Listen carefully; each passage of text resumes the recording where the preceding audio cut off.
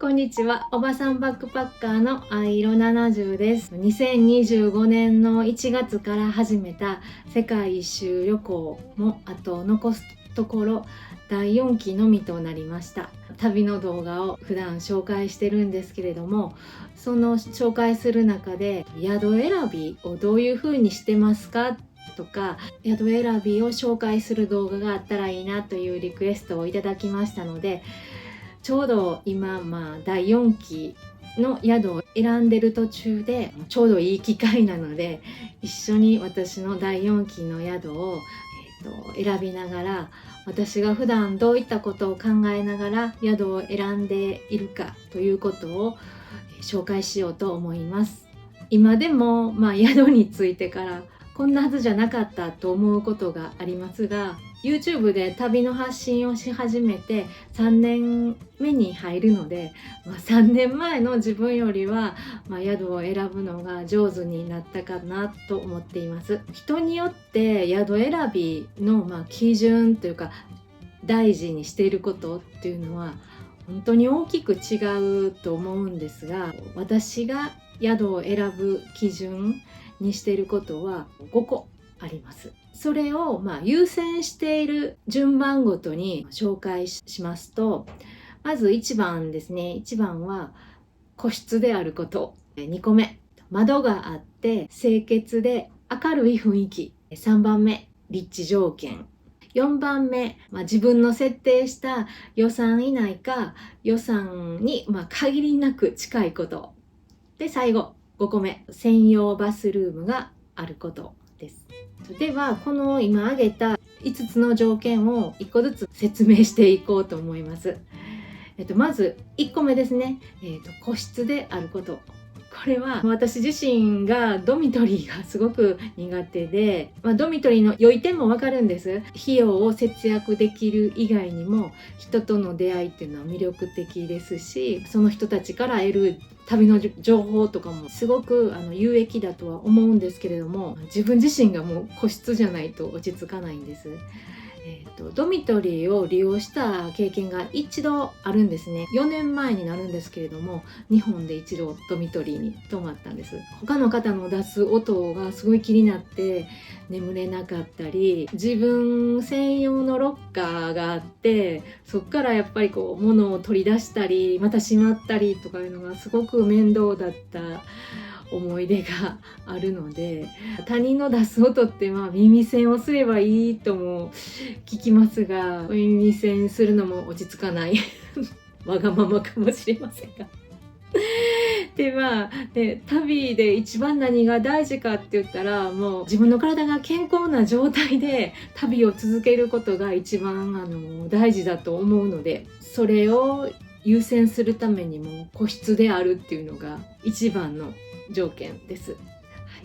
次は、窓があって清潔で明るい雰囲気であることです。これは立地場所と予算と、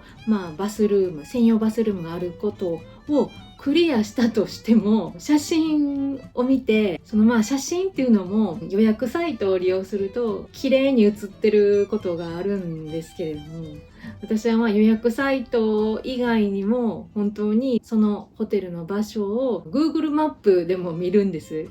で、Google マップで一般の人が上げた写真や口コミをチェックするんですけど、すごく暗い雰囲気だとか、掃除ができてませんでしたとかいう意見を見ると、もうその宿は選ばないです。窓なしのお部屋っていうのも選ばないですね。それはなぜかというと、やっぱり窓から見える景色を見てるのが好きなんです。以前、窓はあるかないかって気にならないという人がいて、その人はなぜかというと、ずっと出歩いてるし、夜にならないと部屋に帰らないから、別に窓があろうがなかろうが関係ないっておっしゃってたんですけれども、そう思うと私はホテルにいてる時間が長いのかなと思って、窓が必要ですね。息苦しくなります、窓がないと。では次で立地場所が3番目にホテルとかを選ぶ上で大事なことになります。まずこの立地場所で何を重点にして考えているかなんですけれども、美術館や博物館を含む観光地への距離とその街への発着場所からの距離です。発着場所っていうのは、例えば飛行機でその街に到着してまた飛行機で街から離れるということやったら空港が発着場所になるし、電車で到着してでも離れるのは飛行機ですって言うんやったら駅と空港が発着場所になります。観光地に近いっていうのは、誰でもそれがね一番便利ですし、重点を置くことになると思うんですけれども、発着場所に近いっていうのは発着場所へのアクセスの利便性ですね。なぜかというと、私の場合タクシーを利用することってないんです。宿に行くのにもう全然そのタクシーしか選択肢がないっていうんやったらタクシーで行くんですけれども、公共交通機関をなるべく使って発着場所からホテルに移動するので、鉄道や地下鉄の駅からは歩いて行ける距離なのか、またその場所を離れる時ですねに飛行機が例えば朝の早い時間だとすると、空港近くに宿を取った方がいいのかなということを考えながら宿を選びます。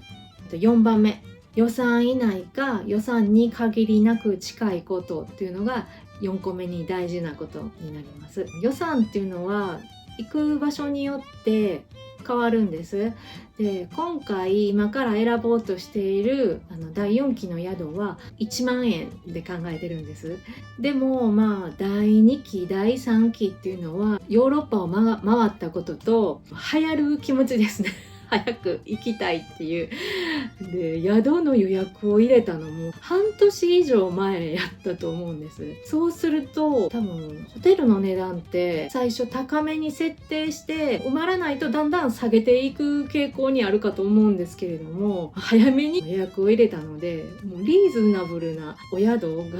すごい見つけづらい状態だったということと、当時ですね第2期第3期の宿を決めるとき5番と4番が逆転してたんですね。専用バスルームがあるかないかをクリアしていたら予算はそれに合わせようかなっていう状態で選んでたので、第2期第3期ですねは1万5,000円以下で専用バスルームがついたお部屋が見つかればラッキーで、見つからなかったら2万円までちょっと価格をアップしてお部屋を見つけていたんです。だから、第2期第3期っていうのは宿にかかる予算っていうのがちょっと高く設定されています。最後が先ほどもちょっと紹介しましたが、専用バスルームがあることで、これはやっぱり気兼ねなく使用できるので専用バスルームがいいです。私は以上を考慮して宿を決めているんですが、では早速次は実践ですね。一緒に宿を選んでいこうと思います。第4期ではスペインのマラガに行こうと思ってるんです。ですので、まず Google マップでこのマラガを開けます。もうこういうふうにこのピンを立ててる場所っていうのは私が事前によくネットで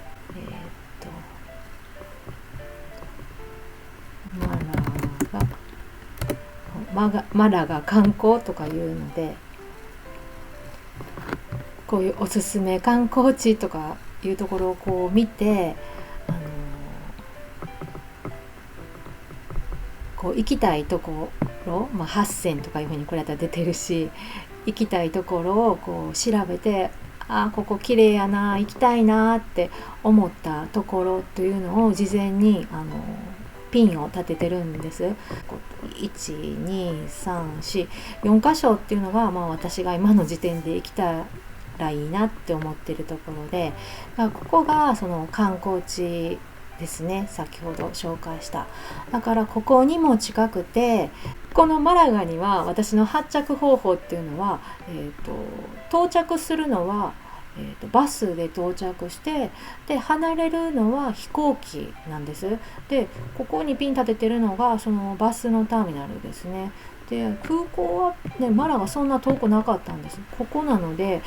調べたそんな時間かからなかったですね。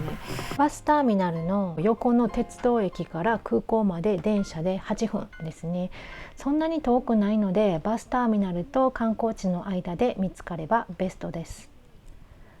まず行きたいところと、発着場所っていうのを調べておいて、ここでホテルとして、ホテルを出します。もうめちゃくちゃ出るんですけれども、でここに日付を入れて、でここを私だったらもう1人にします。でもまだまだいっぱい出るんで、ここの予算を下げます。1ぐらいで、1万でいこうか。なんかめちゃくちゃ減るんですね。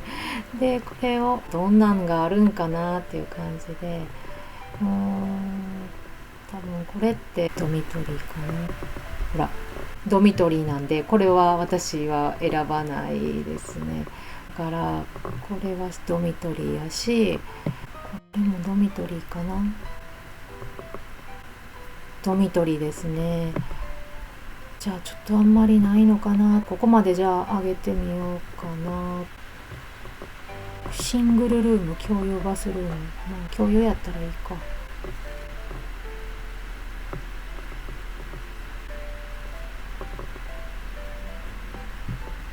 な感じ。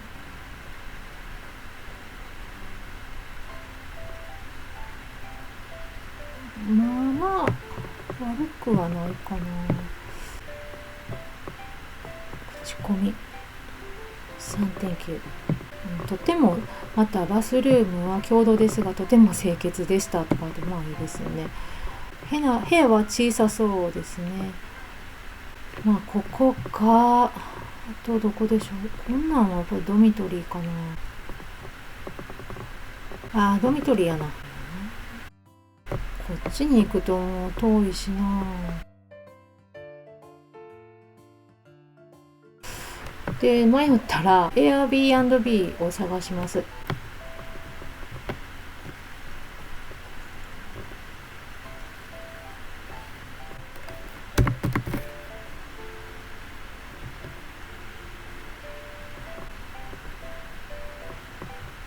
この辺りがいいですよね。これ地図で見るとここが駅やし、エアビーは2泊の値段なんです。めっちゃ高い。これもだから、フィルターで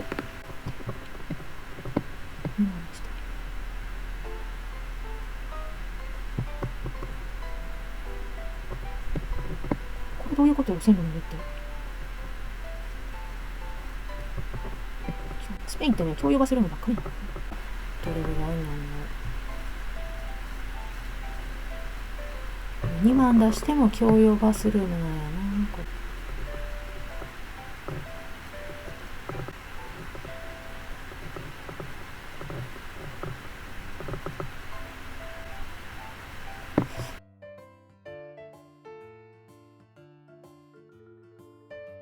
なんか含めたらエアビーの手数料は2万やな。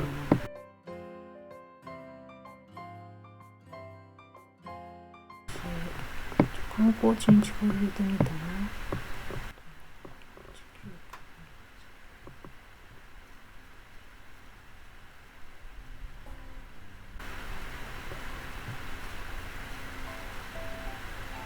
バスルーム。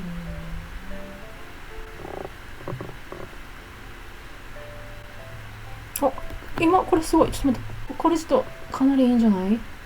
専用バスルームや。すごい。これめっちゃいいんじゃない？全然いいやん。ここにしよう。ここにしよう。ちょっと待って。焦る。ここにしよう。これ119はこれに何か問題があんねやんか。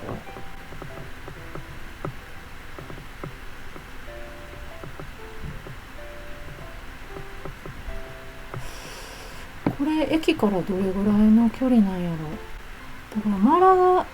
砦からどんだけで行けるかってことな。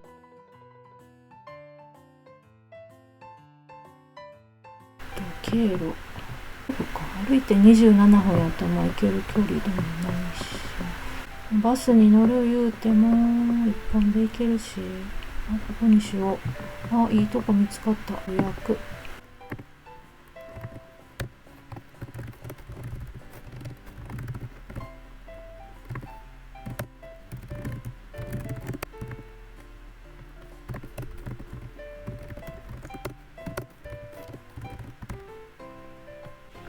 でリクエストを送っておこ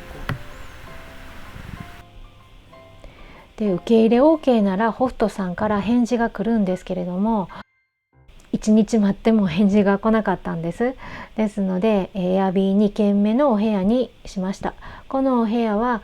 私の4つの条件をクリアしています。で私はよく Airb を利用しますが、その理由です。ホテルより、価格が低め、ホテルより人との関係が濃密、現地の様子を深く知れるということで気に入って Airb をよく使っています。いかがだったでしょうか。参考になっていたらとても嬉しいです。宿って大事やと思うんです。旅で体や心を休める場所ですし、宿を決めたら旅が始まったと同じぐらいの感覚でいて、ちょっと暇な時とかどんなお部屋やったかなとかまた眺めたりとかしたりするので、とてもワクワクしますよねでは今回は、私がどういった方法で宿を決めているかということを紹介しました。また私はこんな風に選んでるとか、こういう風にした方がまたちょっとお得ですよとかコメントお待ちしております。ではまたお会いしましょう。